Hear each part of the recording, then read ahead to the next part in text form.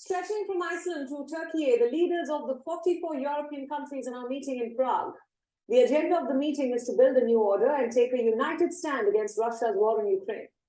The inaugural summit of the European political community brings together EU members, along with several countries waiting to join the bloc. And the only one ever to leave it, the United Kingdom.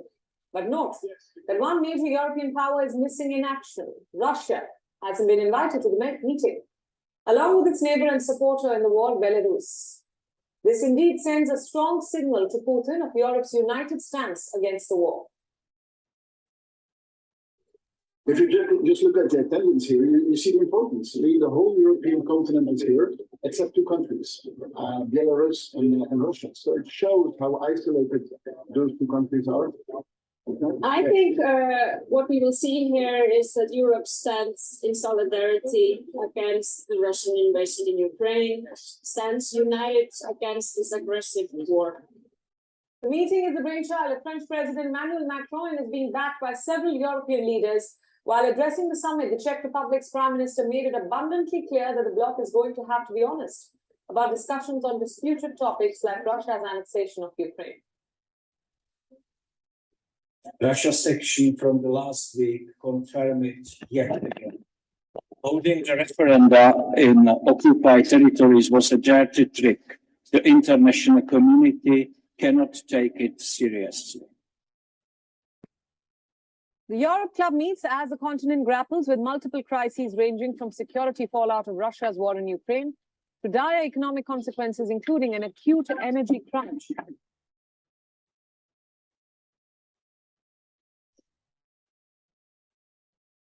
Beyond World is One is now available in your country. Download the app now and get all the news updates on the move. So fat. Brendan, you're not fat. It's the shirt. Look at Nate. His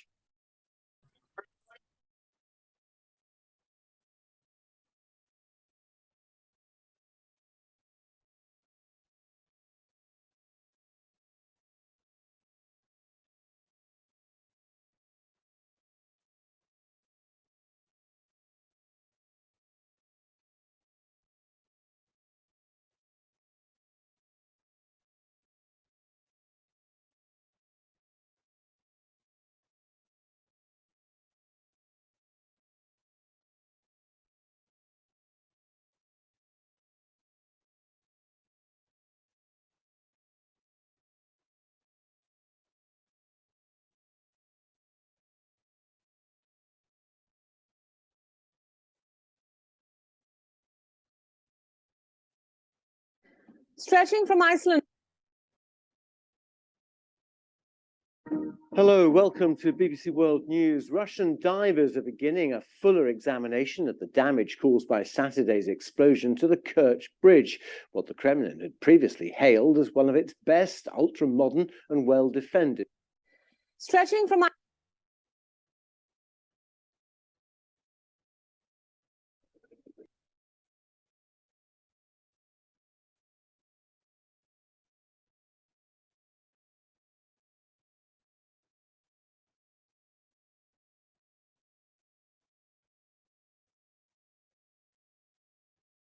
Now, in a bid to foster political dialogue and cooperation on issues of common interest, leaders of the European Union and that of Britain and Turkey met in Prague to attend the first meeting of the European political community. The summit is the brainchild of French President Emmanuel Macron and is taking place amid the backdrop of Russia's all-out war in Ukraine. Take a look at our next report for more details on this. Macron was warmly greeted by Czech leader Peter Fiala at a castle in Prague on Thursday, Thank you for the idea. Macron is among leaders of European nations and some from outside of the European Union, gathering to discuss shared security and energy problems. It's a rare and symbolic summit of some 44 states, with one notable absence: Russia.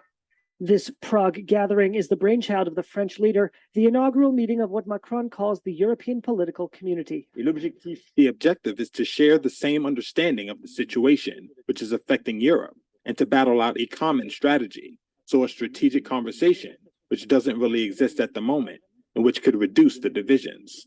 And I hope that we can come out of this with a common project. German Chancellor Olaf Scholz said that many of the problems facing those gathered stemmed from Moscow's invasion of Ukraine. He told reporters, quote, "We don't accept that part of a neighboring country is annexed." But beyond lofty declarations, there were doubts about the forum's concrete goals and actions. And apart from unity in the face of Russian military aggression, it's unclear what this gathering really unites or what it might accomplish. In addition to core EU members such as the German Chancellor, inside the castle, Turkish President Tayyip Erdogan put a friendly hand on the shoulder of North Macedonian Prime Minister Dimitar Kovacevski. Both nations are currently candidates to join the EU. Also present was the leader of a former EU nation, the new UK Prime Minister Liz Truss. Pushing the boundary of what constituted Europe, Macron sat down with the president of Azerbaijan and the prime minister of Armenia, two former Soviet republics east of Turkey, who saw a fierce flare-up in armed conflict between them last month before a truce cooled things down. Some dismiss the European Political Community, or EPC, as just talking shop. I would to thank so much to Emmanuel, to Mr. President Emmanuel Macron for coming up with the idea of EPC. At a news conference, the president of the European Commission said no major platform had been adopted. We did not adopt any official resolution. We just feel the need of having a space for informal exchange of views on ongoing events in Europe and beyond. Anything more might be difficult to manage, not just because of its size, but also because of its diversity and the traditional rivalries between many of its members, from Armenia and Azerbaijan to Greece and Turkey. The 27 EU member countries will go on to meet separately on Friday. WION is now available in your country. Download the app now. Get all the news on the move. WION is, I have not investigated it, but there looks like that there's a lot of subscribers. So we see this coverage in this news reports about the what was officially an informal gathering of the European Council. So the 27 member state heads of government and state, you know, the heads of government and state, which is easy to remember, is the HOGS, or hogs, as another name for a pig, a hog in English, the hogs, the heads of government and state, were meeting informally in Prague, Czech Republic, or what we're supposed to call it now, Czechia. Czechia is the name that the Czech Republic wants us to call Czech, part of the old Slovakia, in the capital of Prague, because the Czech Republic, or Czechia, is holding the rotating presidency of the Council of Ministers of the European Union, and so they're having an informal meeting of the European Council in Prague. Of course, the European Council can meet in Brussels. It can meet anywhere it chooses to meet, but typically it meets either in Brussels or at least once or twice during 6 months in the capital of the country that's holding the chairmanship of the Council of Ministers of the European Union. And this informal meeting included lots of guests, including other countries from the continent of Europe, including, as you saw, Azerbaijan, Armenia, as well as countries like Georgia, candidate members who want to join the 27 member states, as well as candidates that I think they mentioned in another report, 7 countries that want to join the European Union officially. Turkey is one of those, but also was the United Kingdom, often called Great Britain, although it's more than Great Britain, it includes Northern Ireland. They were also at this meeting. And that informal meeting in these news reports covering Emmanuel Macron's effort to create what he called a European political community which included everybody meeting there except Belarus and Russia, the two countries that are allies in the war in Ukraine. And it also included Kosovo, who Spain has not recognized as an independent country, that broke away from Serbia and was officially recognized several years ago by United States and other European countries, but not by Spain and some other European countries. Kosovo was also at this European political community meeting that Emmanuel Macron, the president of France, is trying to organize. I guess Serbia was there, which is interesting because they did not mention Serbia being absent. So Serbia, which of course does not want Kosovo to be recognized as an independent state, was also at this meeting in Prague of this Emmanuel Macron of France's initiative to create a European political community. This is an introduction to the topic for this week, which is the decision-making processes for policymaking in the European Union. And we've been talking briefly about that up until now, until this week's readings, which I thought was a good idea, so that the vocabulary and the different terminology that is used in describing the European Union policymaking processes. We've already mentioned the ordinary legislative procedure, for example, right? So the ordinary legislative procedure, let me open up my notes here. So let me go to the notes for chapter reading for this week. And that's, let me go to the European policymaking class, and you can see and make it just easy to see this way. And so chapter, where is that chapter? Where's that reading? Yeah, well, let me go open up the notes that I posted on the website, and to the smart attendance, because otherwise I'll forget that, and that's a good way to get access to that information. So we go to the cyber campus and make sure that you're able to see this. So policymaking in the European Union. So let me go to share screen there. And we see the policymaking in the European Union website, and you can see the attendance, and your smart attendance number is 928. 928 is your smart attendance number for policymaking in the European Union. So please enter that number, and let me go then back to the chat and put 928 in here, and so that you can all see that. And then we go back to the course website and go to the assignments, and we have here for week 7 the notes for policymaking in the European Union. And so here are the notes, right? So make sure that you can see this. So we go here, and you can see the chapter 5 policymaking in the European Union notes. And for example, if you look the ordinary legislative procedure, right? If we look that up, you can see that's referenced here. The ordinary legislative procedure is highlighted as the ordinary legislative procedure by which the European Union adopts directives, regulations, or decisions. And the highlight of the ordinary legislative procedure, or the community method that we covered briefly more broadly, is that in the ordinary legislative procedure or the community method, you do not require all 27 member states to agree before the European Union adopts a policy. So that typically focuses on qualified majority voting, that when the Council of Ministers of the European Union meets and decides that they do not require that all 27 member states must accept the decision, or for the decision to be adopted, that instead they can adopt policies through qualified majority voting. And the community method more broadly, that's the emphasis on the community method, right? That basically you adopt policies by majority vote, qualified majority vote. So we already began to talk about this at the last class, and last week's, I should say. And so, but there are variations on the community method. If I look up community method, what comes up if I find community method here? There are variations on this ordinary legislative procedure, I should say, in that, for example, sometimes the European Council will vote by qualified majority vote. Sometimes the European Council will adopt decisions. You know, the European Council is the meeting of heads of government and state, the HOGS, the HOGS, right?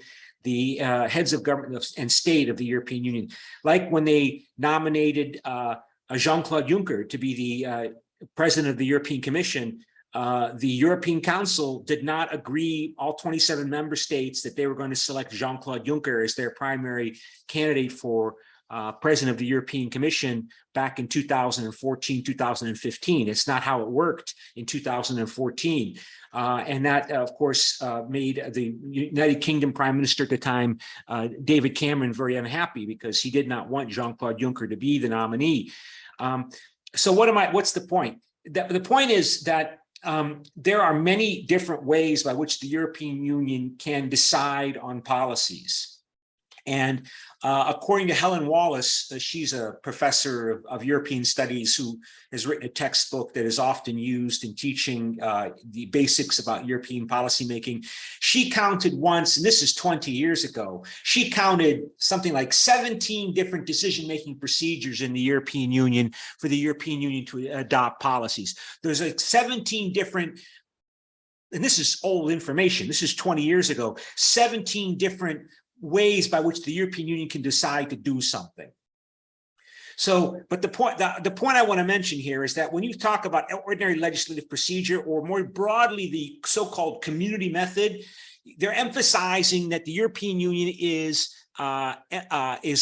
acting as a community in which the majority, the qualified majority of the Europeans and their representatives decide that the European Union is going to do something.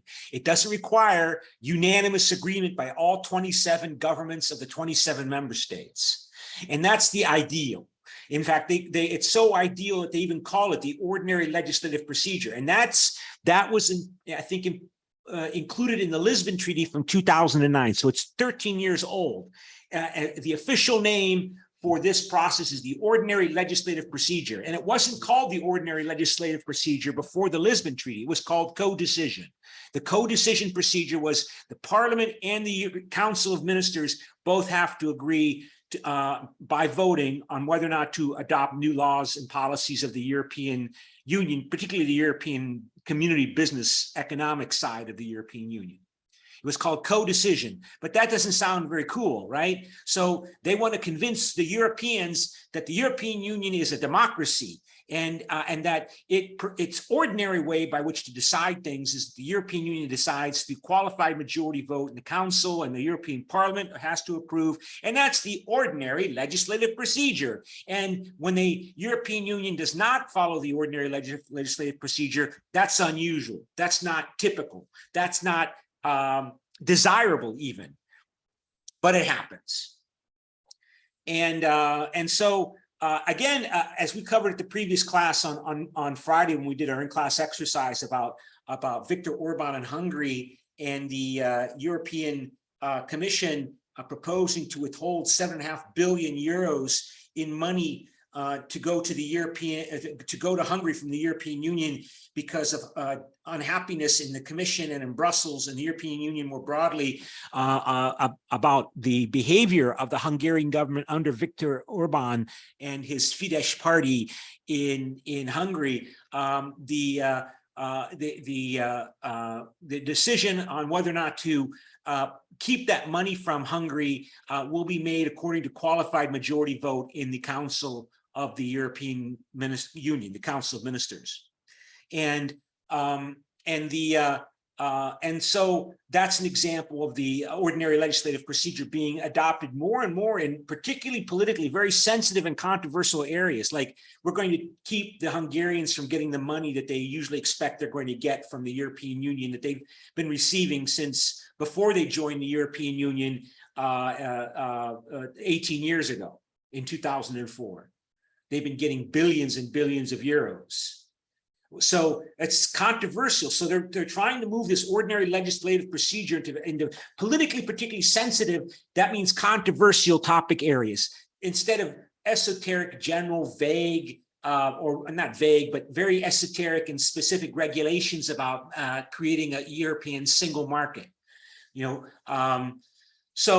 And we covered how, for example, the European Union during the migration crisis in 2015, several years ago, decided, according to the community method, that each country of the European Union would have to take some number of refugees from the hundreds of thousands of refugees coming into the European Union from Syria and Iraq and Afghanistan and elsewhere, that during the migration crisis, that all of the countries of the European Union would have to take some of these refugees claiming asylum.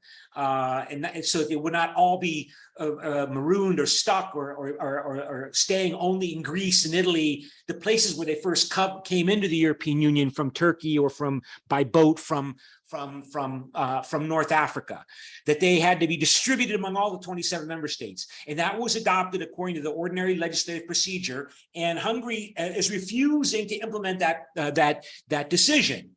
Hungary, of course, opposed that decision, but the decision was adopted, and Hungary's refused to accept any refugees. So what are we going to do?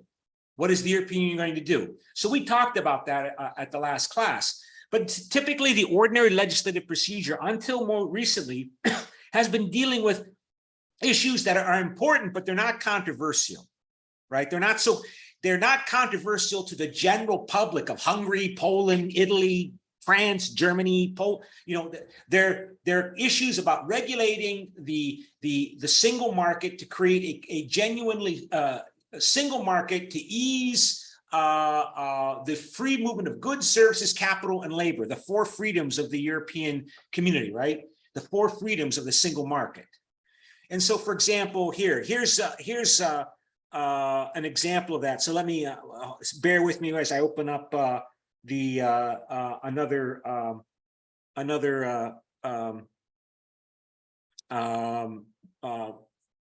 window here. And so again, I want to make sure you're able to see this. So I go to stop share, I'm going to go share screen.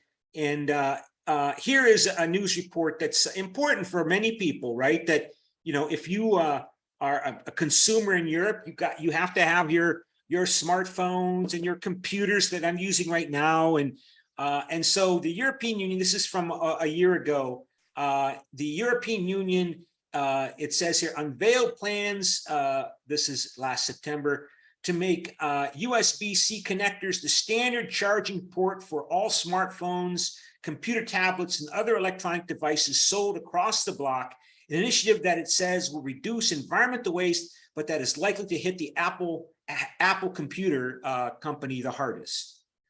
So this is typically what the ordinary legislative procedure deals with, these kinds of questions that are important. I spend lots of money on phones and computers, and we have to have these things. And we become upset about the fact that all of these different computers use different kinds of recharge connectors, which means we spend lots of money on these various rechargers. And so the European Union was considering adopting a regulation that would require that all the companies that are selling computer products in the European Union must use one type of USB connector as a charging port for all smartphones, tablets, and other electronic devices. Now, this has big impacts on companies like Apple and companies that make these things, particularly if they're not already committed to these ports and chargers. But this is not typically very controversial. I mean, this is controversial for some, but we might like this. And we're supposed to like this. Remember, the European Union is a peace strategy. So I spend a lot of time, of course, I spend a lot of time talking about nationalism. And I know nationalism is not the only motivation for human political behavior, of course. And the European Union as a peace strategy has to deal with nationalism, but the way it tries to deal with nationalism is to try to appeal to my other motivations and your motivations. And those motivations are this: money. Right? So we like the European Union when the European Union does things like, for example, reduce the amount of money we have to spend on different kinds of computer technology because they all use different recharger connectors. Or something more concrete, like, for example, I remember when I was in Bulgaria, right?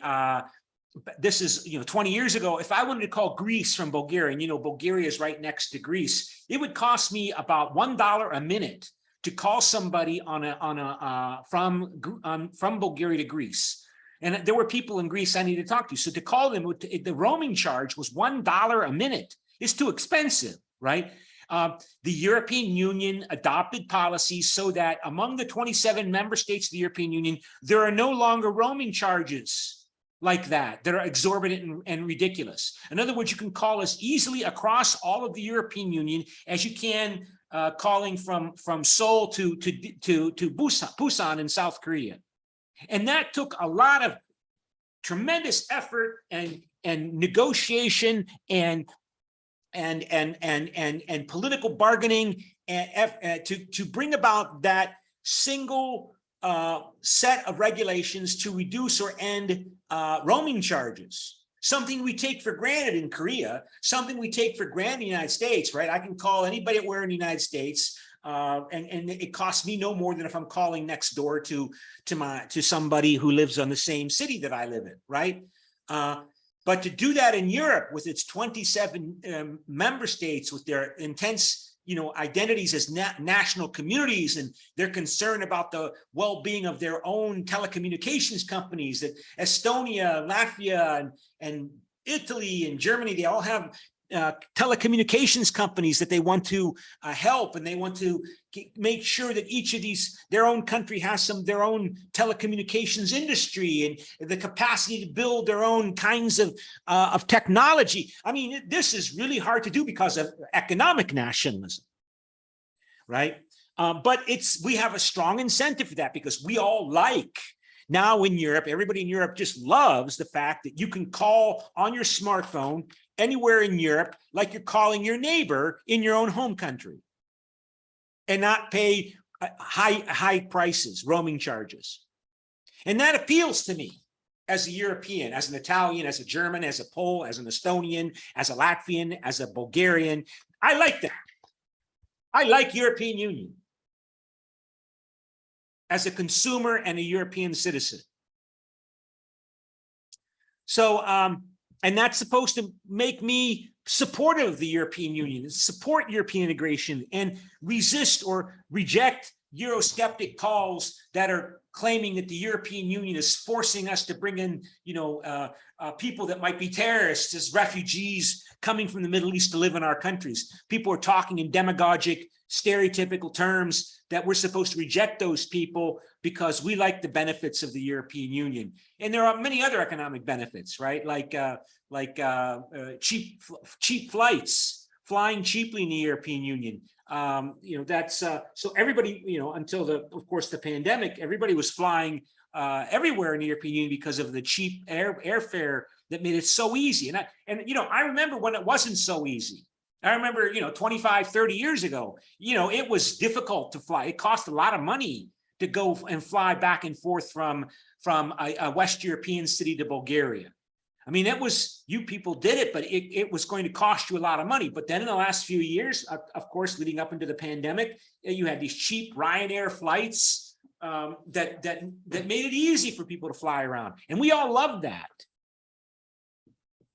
But this is something that's an example of those kinds of policies that are typically adopted through the ordinary legislative procedure, right? Mostly, for the most part, policies dealing with the single market, moving increasingly towards free movement of labor as part of the single market, which then, according to neo-functional spillover, relates to refugees and migration, because migrants are doing a lot of important labor in the European Union, labor and work that Europeans won't do. I mean, I already told you about how, for example, in Italy, the East Europeans are overwhelmingly predominant in the construction sector in Italy because Italians don't want to do that hard, difficult, dangerous, and dirty work, right? Like in the Mexicans, United States, right? Or doing hard work like long distance truck driving, right? You see lots of migrants coming in the United States doing that kind of work that Americans, for whatever reason, shy away from. And so it's really important for the economies. So you can see here that this move will present a long-awaited yet aggressive step into product-making decisions by the European Commission. The bloc's executive arm, Apple, whose iPhones are equipped with a different port, has long opposed the plan, arguing that it would stifle innovation and lead to more electronic waste, as all current chargers that are not USB-C would become obsolete. The new legislation is likely to come into effect in 2024 because it needs to be approved by the European Parliament and then adopted by manufacturers. Besides phones, it would apply to cameras, headphones, portable speakers, and video game consoles. And Apple was complaining, you know, one of the biggest companies in the world. It said if this legislation is enacted, it's proposed by the European Commission, because as you know, the European Commission makes the proposal. The European Commission formally makes the proposal. And of course, if the European member states or majority want that commission to make a proposal, they'll make the proposal. You know, so even though the European Commission has the formal monopoly on the right to submit, you know, legislation for consideration by the European Parliament and the Council of Ministers, the European Commission has that right to submit the proposal. Still, the European Commission is going to do what the Council of Ministers and the European Parliament wanted to do. If they want a proposal, they'll submit the proposal. Typically, particularly, however, it's both sides. I mean, I have to say that we can cover this later in the semester. I already mentioned briefly in a previous class, for example, how the European Parliament has repeatedly passed resolutions wanting the European Union to ban the importation of genetically modified animal products into the European Union, like genetically modified cows and pigs and sheep. And the Parliament has repeatedly, European Parliament has repeatedly passed resolutions asking for that to happen, but the Council of the European Union is refusing to move forward on that. So the European Commission will not make a formal proposal on that legislation. They have not been willing to make a formal proposal because the Council of Ministers doesn't want to do it. We can speculate as to why. I think it's got to do with biotech and the belief that, you know, GMOs and biotech, that's the future of the 21st century economy, and the European Union cannot put itself in a disadvantage in competing with the Americans and the Chinese and everybody else that's moving full steam ahead on biotech, right? But so here, this highlights that the European Commission proposes the legislation. Apple is not happy about it because Apple does not use this kind of port, but it'll have to change its products and retool its production facilities and its production chains around the world so that it goes to USB-C ports.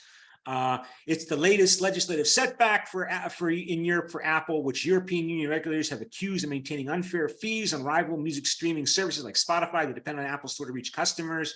So again, the European Union is also concerned about making sure, as I mentioned in biotech, that the European Union is also, as a economic actor, is on the cutting edge and that of technology and the development of new industries in Europe. And that typically means they're often in conflicts with American companies because they're concerned about American companies like Apple or Alphabet, Google, or Meta, or other companies from the United States using their powerful economic dominance that they created by having access to the great big American market to then use their economic capacities and size to suppress and prevent European competitors from emerging, European company competitors from emerging within Europe because they become so big already by their access to the American market, right? So the European Commission plays the leading role in protecting European competition capabilities for European companies, to the great anger and irritation, I should say, of American companies. And, you know, the United States government sometimes or often or not does not support the American companies, but typically the European Union, at least for the United States, the European Union becomes known as an actor because of the competition authority of the European Union that tries to block or break American companies from suppressing new European companies that are also in these cutting edge industries. So, so here, of course, you see Apple is unhappy about the fact that the European Union is making them change their products. The European Union is already upset about Apple, apparently in the view of the European Commission and the European Commission supporters, suppressing digital companies, digital services through its large market dominance. And so he highlights that this Apple's going to spend $1 billion to change its production capacities and production facilities in order to accommodate the USB-C port requirements. It says here, European Union officials and lawmakers at the European Parliament have been advocating a common charger since 2009, when there were more than 30 charging options on the market, now down to 3. They have argued that fewer wires would be more convenient for users and better for the environment, as mobile phone chargers are responsible for 11,000 tons of electronic waste per year across the bloc, according to estimates by the European Commission. But Apple has argued that if the European Union had imposed a common charge in 2009, it would have restricted innovation that led to the USB-C and Lightning connectors. So, of course, that's what, of course, these American companies, but other companies always complain that basically, you know, it was the European companies are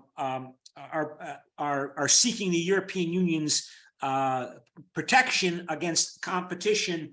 But this competition is what produces the innovation and development of new products, new technologies that has changed our world economic system so much over the last decades. And Apple's claiming that, you know, it was this competition that since 2009 that the European Commission did not restrict since 2009 that made the development of the new kinds of USB-C and Lightning connectors. And so, of course, you know, these organizations, including any organization, whether it be Apple or whether it be the European Union Commission or the European Parliament, they always defend themselves, right? They always defend what they're doing, and they always try to justify what they're doing in terms of public opinion and try to appeal to people. And so, of course, you see that the European Union is claiming we're not trying to stop innovation. We're trying to protect European consumers. Yay, protect European consumers. And so, my question to you is, the European Union will adopt the European Union Commission's proposal to make USB-C connector standard on all mobile devices. Do you strongly agree, neutral, cannot decide, disagree, or strongly disagree? So will the European Union adopt this European Commission proposal according to the ordinary legislative procedure to make USB-C connector standard on all mobile devices? So let me go to the back to the Cyber Campus site. And so we go back here and go to vote and ask you to vote on whether or not you think that the European Union will adopt the European Union Commission's proposal to make USB-C connector standard on all mobile devices. So all cameras, smartphones, computers, tablets, they all have to use this one USB-C charging port technology. Do you think they will do so or no? Yes or no? And so we have 3 voting agree. What about the rest of you? Okay, so we're up to 4. 5. What about 5? What about 6? Anybody else? Anybody else going to vote that the European Union will adopt the European Commission's proposal according to the ordinary legislative procedure to make USB-C connector standard on all mobile devices? So, okay, so you have until 10 o'clock to vote on that. So what did the European Union actually do? You're wondering. Well, I'll tell you what they did. So we go to the, let me see what else I have here. What did I do? Where did I put that? I think, let me see here. Yeah, I already showed you that. 1 second, let me call, there it is, okay. And just a second.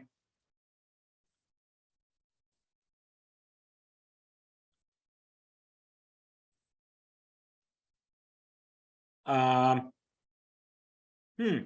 think, well, the European Union did adopt it. I just, you know, I can't really find it right now for some reason. Oh yeah, here it is. Okay, this is the Guardian. Okay, so here's the website. So let me show you here. This is the news report that just came out about the Guardian. So yeah, EU votes. This is from early this month. The European Union votes to force all phones to use the same charger by 2024. So this was just adopted a week ago. That, yeah, finally the European Union did vote to make all phones to use one charger. So the European Parliament has voted to introduce a single charging port for mobile phones, tablets, and cameras by 2024 in a move that presents difficulties for Apple, whose iPhones use a different power connector. So apparently the Council of Ministers, that's already been approved. That it wasn't, the Council of Ministers already agreed this was a good idea. Talking to the European Commission that they agreed it was a good idea. Is a question of whether or not the European Parliament was going to approve this in the ordinary legislative procedure, or what used to be called the co-decision procedure, because the Parliament has to agree through a vote by majority vote.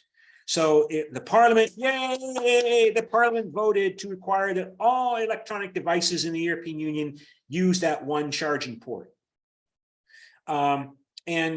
It says here, Apple is among the ones to be most strongly affected.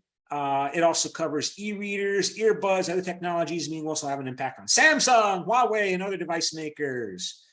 Apple has warned in the past that the proposal would hurt innovation, create waste.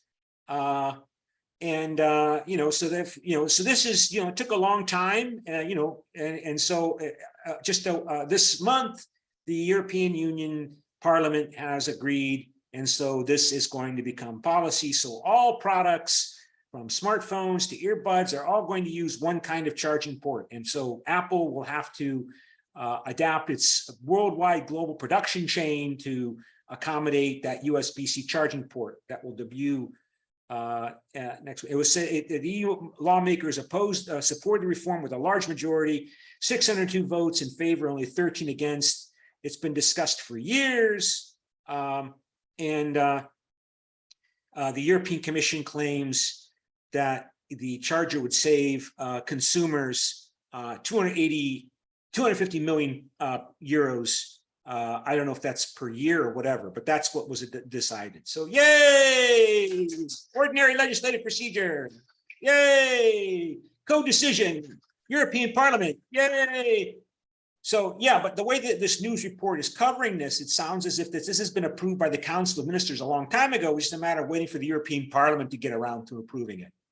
And of course, it took time because of lobbying and pressuring and crises coming up with the pandemic, and then with the war in Ukraine. And finally,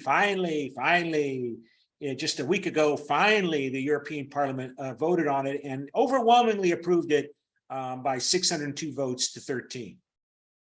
So that's typically what the ordinary legislative procedure focuses on, those kinds of policies and decisions, things that typically are not front page news. But since everybody now has at least 3, if not more, personal digital devices, from your phone to your tablet to your computer to your earbuds, that this is something important, because now everybody is going to be impacted. And it's going to impact everybody, right? Everybody who has a job in the professional sector, even if they don't, everybody's got a smartphone, right?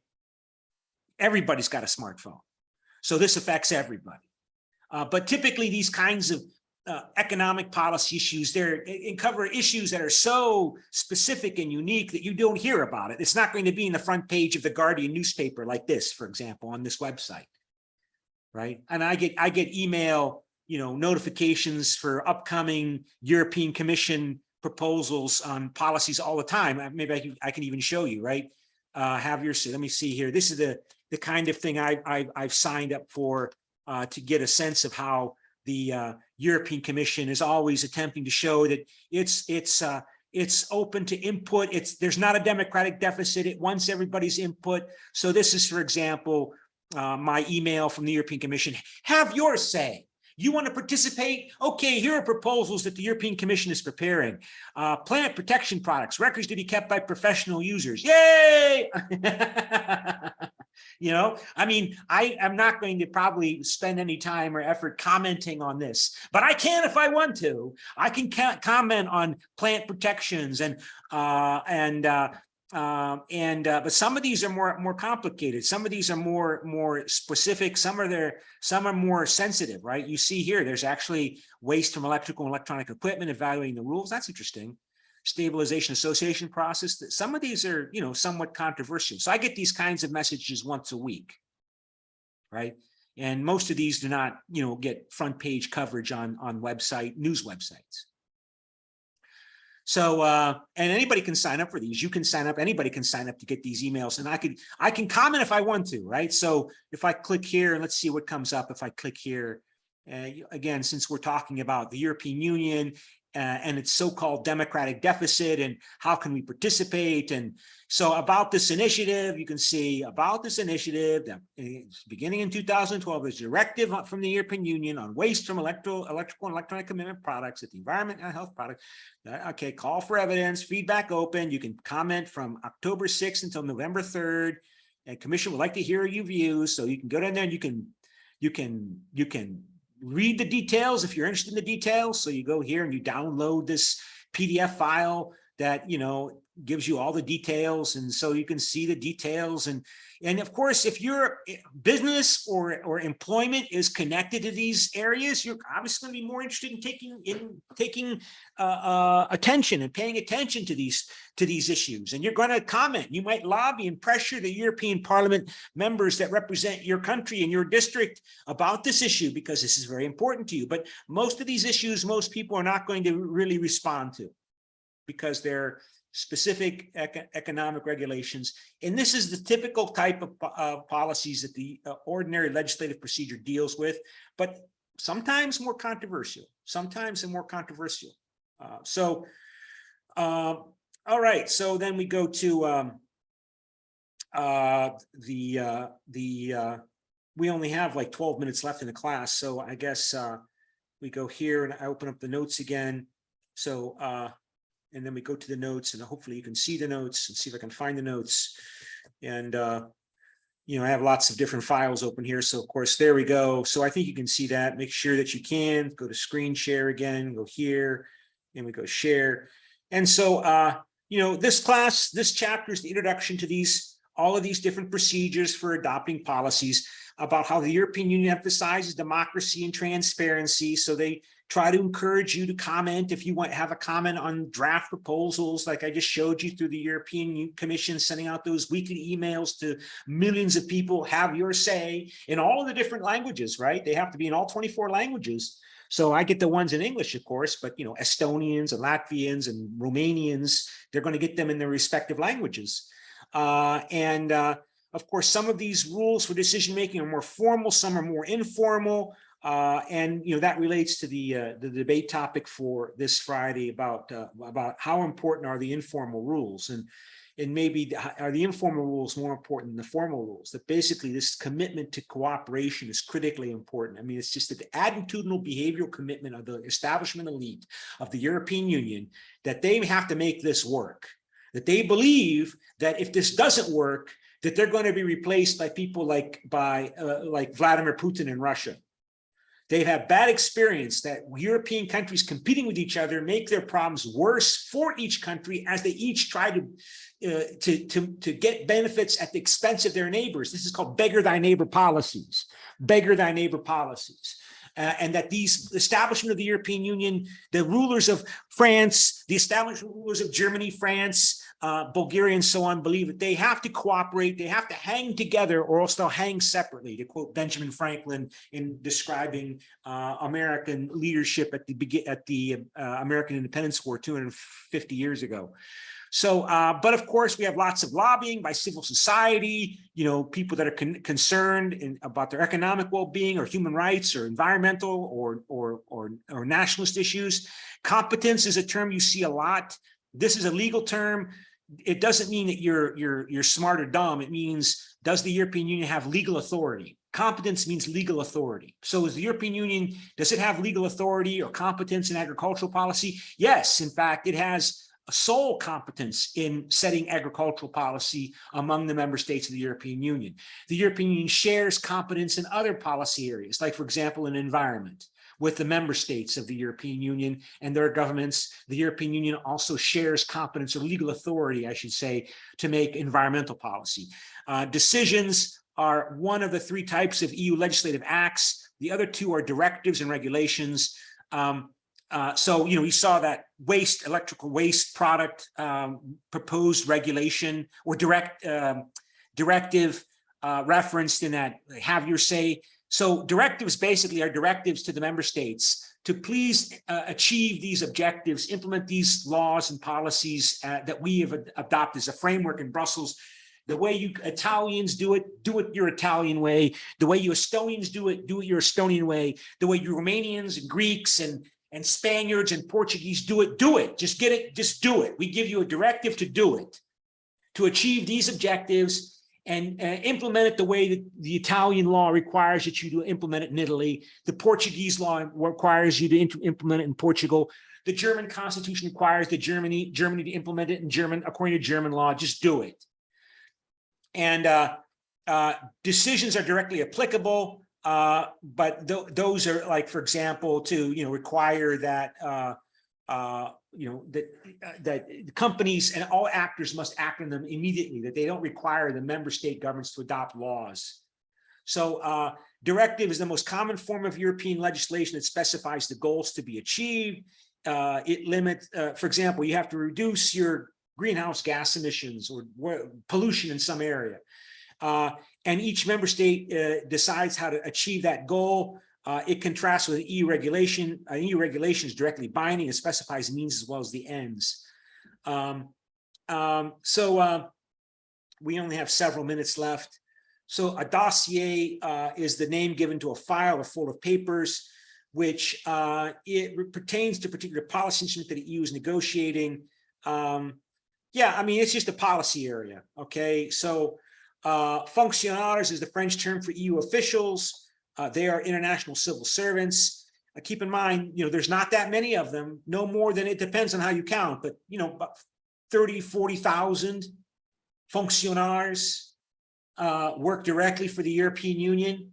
That doesn't include all of the people that are sent from Paris, Rome, Sofia, Athens, Lisbon, Madrid, Berlin, that are sent. They're called seconded to go work for a period of time. They're seconded from Sweden, seconded from the government of Finland, seconded from the government of Netherlands to go work in Brussels to help the European Union make policy. Those people are still employees of the Netherlands government or the Italian government or the Greek government, but the people that are employees of the European Union itself, those are only 30 to 40,000 people, depending on whether or not you count the translators. And there are a lot of translators. So there's not that many of them. I mean, again, it's about the size of a ministry in France, of the culture ministry in France. It's they're not that many. So again, the European Union is fundamentally based upon this constructivist notion that there is this commitment by the authorities of the member states to make this work. All right.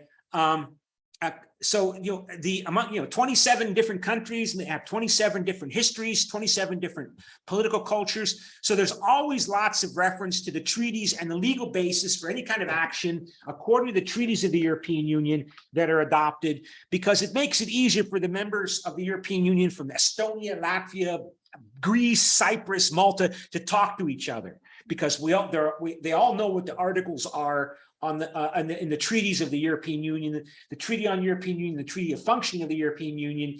And so whenever there's any kind of official discussion or deliberation about proposing a new policy, there was always also at the beginning of that kind of discussion or documents, written documents, reference to the legal authority according to the various specific articles of the Treaty on European Union, the Treaty on Functioning of the European Union, those two treaties, as to why the legal authority for beginning to discuss and propose legislation in that area.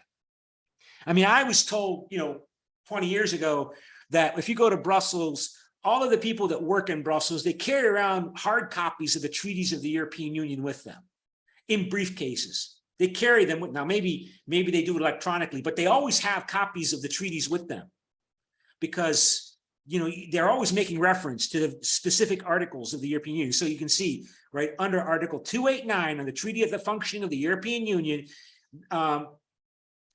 legislative acts are directives, regulations, or decisions which the European Union adopts under the ordinary legislative procedures. So see, there you go, Article 289 of the Treaty on the Functioning of the European Union, and you say Article 289, everybody knows what Article 289 is in Brussels.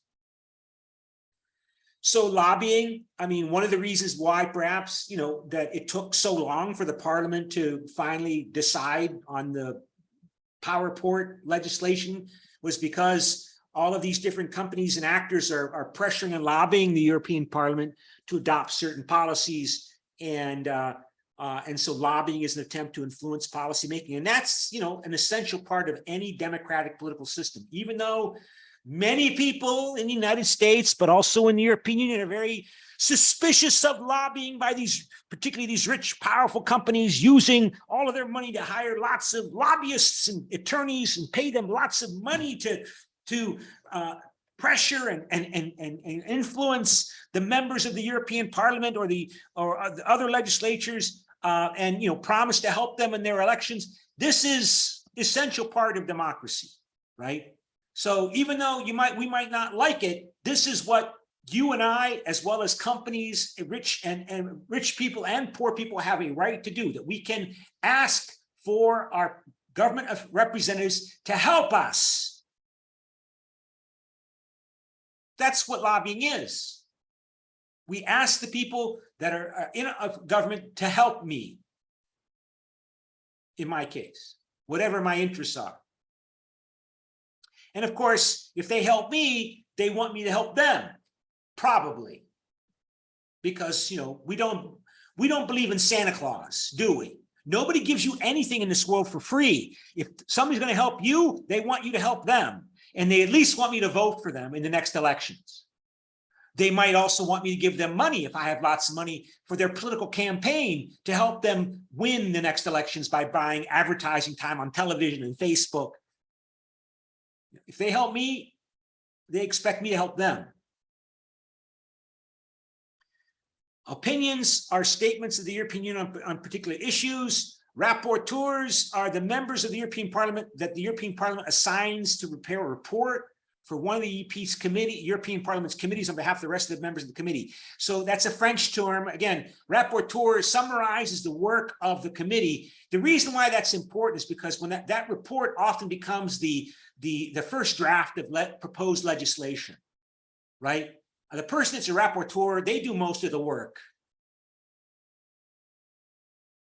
And so because they write out what the committee decided, and what the committee decided becomes the first draft of proposed legislation, whether it be with USB ports or biotech or whatever.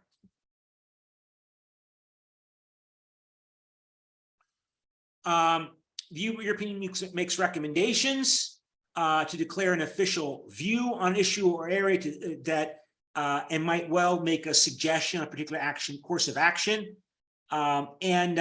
So the European Council is going to meet formally in 2 weeks' time from now, at the end of this month. Well, actually, in less than in 11 or 12 days, the European Council will meet formally in Prague to adopt policies or at least make recommendations regarding creating a single European Union energy market that is, of course, instigated and accelerated by the crisis over Russian oil and gas and coal and the Ukraine war.